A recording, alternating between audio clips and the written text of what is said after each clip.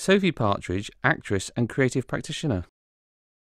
As a disabled performer, you're slightly limited in kind of other work you can do. So whereas most like jobbing actors might say do bar work or the odd bit of waitressing, that's not really an option. Well, certainly not for me anyway.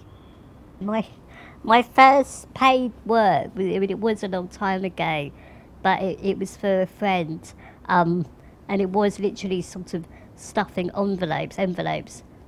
But I'm not the world's greatest envelope stuffer, so I actually had to get my PA to do most of the stuffing, basically. I mean, my first professional acting job after I trained was in this, where was it?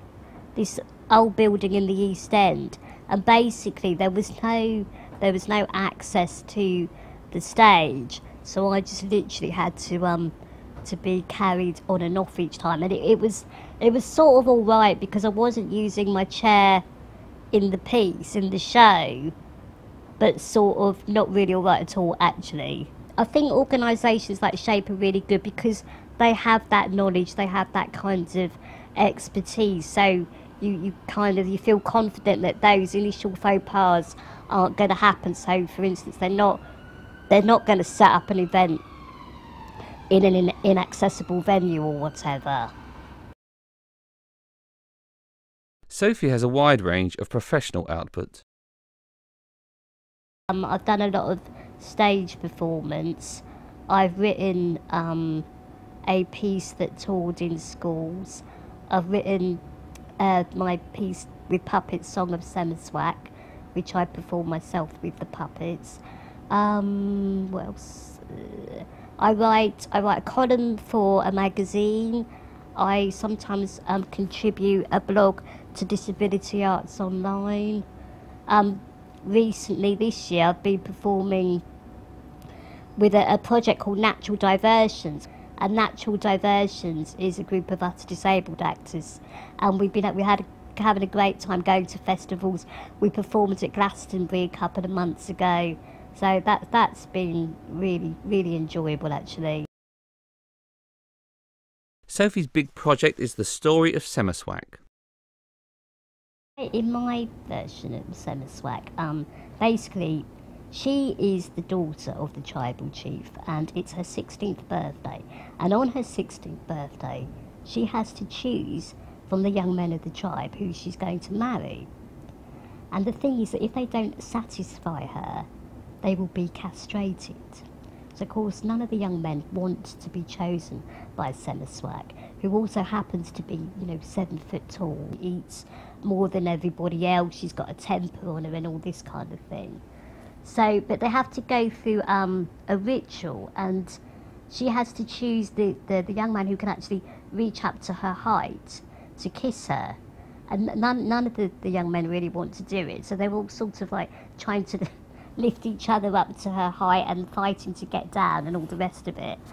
And then this other young man, who none of them have ever seen before, comes into the middle of the clearing in the settlement, as it were. And he's a very short man, and he's sitting on a seal, and he is a disabled character. He's very small, he's not physically strong, and he's sitting on this seal. So, all sort of pandemonium breaks loose. I'm not really summarising, am I? Telling the whole story, but Carry on. Yeah. So yeah. Pandemonium breaks loose. Yeah, but then it kind of turns out that he was also born the same day as Semmersuaq, so that makes him sacred, which means, really that no harm can come to him. He returns that day to kind of, reclaim his rightful place in the tribe and offer himself up to Semmersuaq. And that's how it goes. But I don't want to spoil the end. Girl meets boy, castration fears and tribal suspicion. Her work is both unique to her and deals with universal fears. I suppose, in a way, it is all sort of a bit unique to me, I suppose, in a way. And do you see the castration in the drama? Yeah, because that's not pleasant, is it really? No, it's not. I mean, Yeah, because that, that is an absolutely brutal fear that they're facing up to, the young men. And, I mean, a lot of myths have stuff about maiming and just I don't know the whole bit. The original mythological Semmersuaq, you see, in the Inuit tale, she has like a giant clitoris and stuff like that. So they didn't shy away from these things. So I suppose I tried to get it all in there, sort of. Brilliant. Yeah. Thank you very much. That's great. That's definitely in the cut. Thank you very much. Her Semmersuaq began as an idea in Sophie's youth. Well, Semmersuaq began a very long time ago. I went to a special school, as it's called, a special boarding school from the ages of 11 to 18. We went on a school trip to Canada. Actually, we stayed at this school, which was a special school over in Toronto, and it was holiday time, so none of the kids were there. But one of the staff members from the school sort of came up to me and said, "Oh, have you got my impairment, basically?"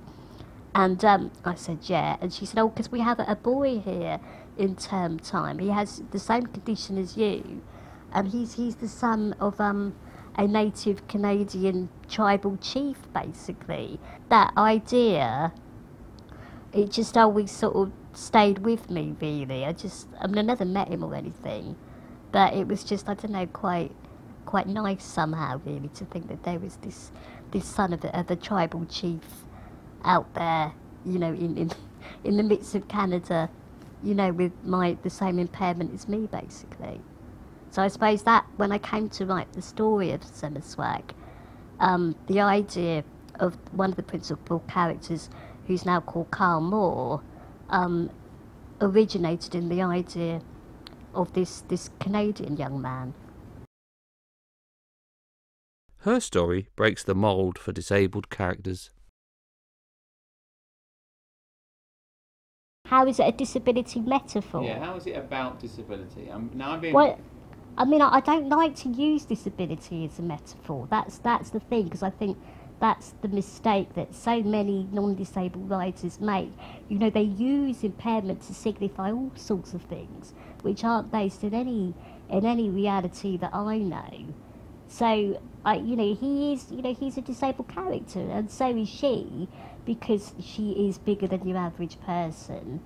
I think, I would like to think that the themes of Semmersuaq are about, universal truths like love and identity and gender, sexuality, the whole bit, really. Sophie's work challenges stereotypes. So does her daily life. You told me a very interesting story about no one's actually prodded you, but you were in the cafe and the woman asked you if you were a midget. Oh yeah, that old chestnut. Well, no, what it was is I was waiting to see a show, and I could see this lady looking at me, but eventually she sort of came over to me, and she said to me, "Are you really a midget?"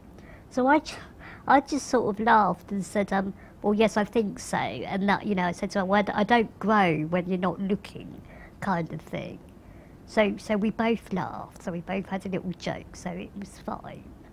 Do you get a lot of that, people kind of butting into your personal space? Yeah, definitely. Can you give me an example? But it's, I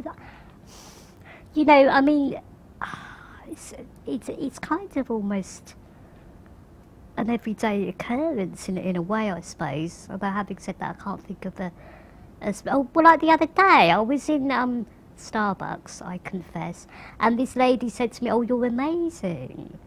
And I just sort of looked at her, and she goes, "Oh, the way you move your chair or something." And she was a nice lady. She had this bunch of flowers with her, so I sort of like changed the conversation and asked her about her flowers, and she just bought them for her sister who wasn't well and all this bit. So it was that. It's very, you have to be. I find you have to be careful, because people say things from a good place most of the time. They don't mean to be offensive or patronising, even if they are. Sophie faces barriers because she's an artist. But then I think, yeah, maybe reacting to me as an artist is more difficult for people, because then, you know, then I become a 3D person rather than just some sort of two-dimensional cute space alien or something like that. You know, it's more challenging to people.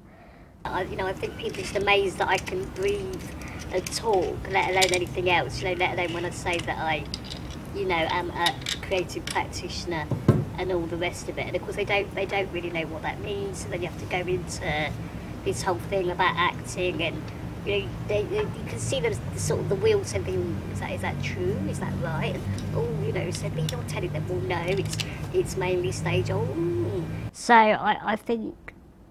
I mean, I think how, you know, how general public reacts to anybody that says they're an artist or, you know, creative person is different anyway, because unless you're from that world or whatever, it is something alien. It is, you know, I think people are sceptical and suspicious and all the rest of it, really.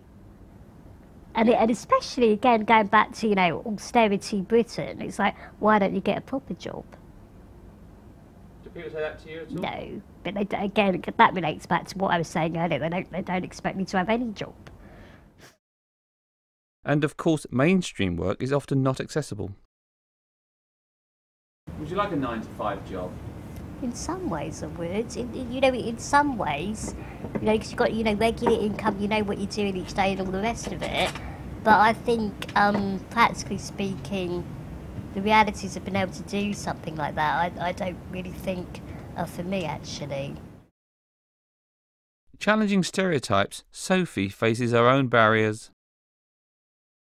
How big is confidence in your career? I mean, you can talk about real barriers and imaginary barriers. Yeah. I mean, I do kind of think my biggest barrier is myself, really, in what I think I can achieve or not achieve. And I think it is... I think some of it comes from that thing of feeling, you know, that I don't fit into the ordinary category of being an actor or a writer or whatever, and coming from a different sort of background, really, not having had, you know, an average education, and or just all those kind of things. You know, they do have a weight to them, and they do have an impact, I think. So I think that does affect my confidence quite a bit. But the social barriers are becoming bigger. The whole row about disability benefit, does it personally impact on you? I think it will when the changes to universal credit come in 2015. Everything happens in 2015.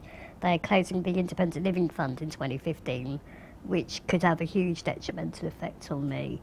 So a lot of it at the moment is just playing a waiting game. And of course, without the care, I can't do anything. I mean, I don't get out of bed, let alone go to work as a creative practitioner.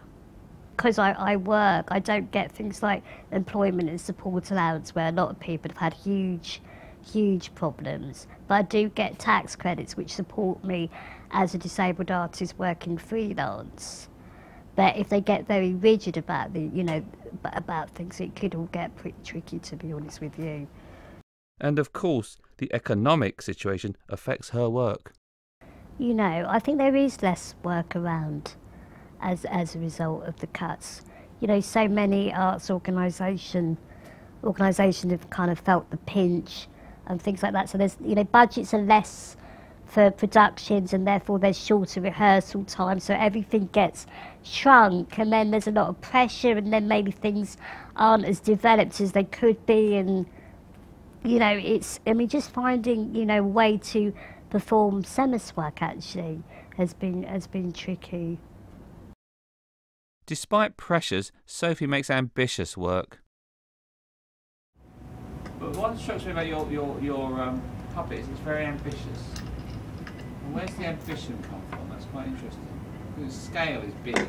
Yeah. Well, because the scale is big, because the character's big, and also because I am so small, it does add an extra dimension to it. I don't think of myself as ambitious in any way, really. So that's quite interesting that it seems that, because I never sort of, set out to be, really, really challenging or anything like that. Just wanted to do it because I wanted to do it. I would really like to make a film of it, because I think to actually film the performance, I think would be great, and I think it would have a much larger outreach that way than possibly it would just doing it in a venue.